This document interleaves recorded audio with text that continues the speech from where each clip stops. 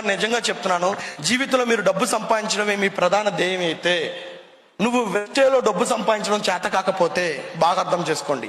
నువ్వు జీవితంలో డబ్బు సంపాదించడం నీ ప్రధాన ధ్యేయం అయితే, వెస్టేలో నీకు డబ్బు సంపాదించడం చేత కాకపోతే నీ ఆలోచనలోంచి డబ్బు సంపాదించాలన్న కోరికని చంపే. నువ్వు నేను వెస్టేజ్ చేయకుండా బయటికి వెళ్ళి కోట్లు పెట్టుబడి పెట్టి డబ్బు సంపాదిస్తా, లేదు ఇంకోటి చేసి డబ్బు సంపాదిస్తా, వ్యాపారం చేసి డబ్బు సంపాదిస్తా, బాగా చదువుకుంటూ డబ్బు సంపాదిస్తా, ఇలాంటి మాటలు మాట్లాడి డబ్బు సంపాదించాలనుకుంటే అది నీ పిచ్చితనం మాత్రమే.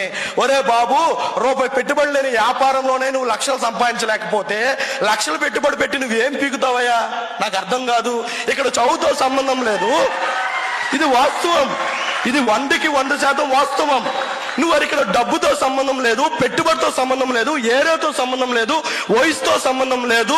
నీకు వయసు చిన్నోడువా పెద్దోడువా, వయసు ఉందా వయసు లేదా, నీకు ఏమి లేదు. మాట్లాడడం వస్తే చాలు, ఎలాంటి వాళ్ళే నీ బిజినెస్లు చేసి డబ్బు సంపాదించుకోవచ్చు. అంటే ఇలాంటిదే నువ్వు చేయలేని పక్షంలో నువ్వు బయటికి వెళ్ళి నేను వ్యాపారాలు చేస్తా, నేను ఇంకోటి చేస్తా, నేను అది చేసి డబ్బు సంపాదిస్తా, ఇవన్నీ పిచ్చితనం.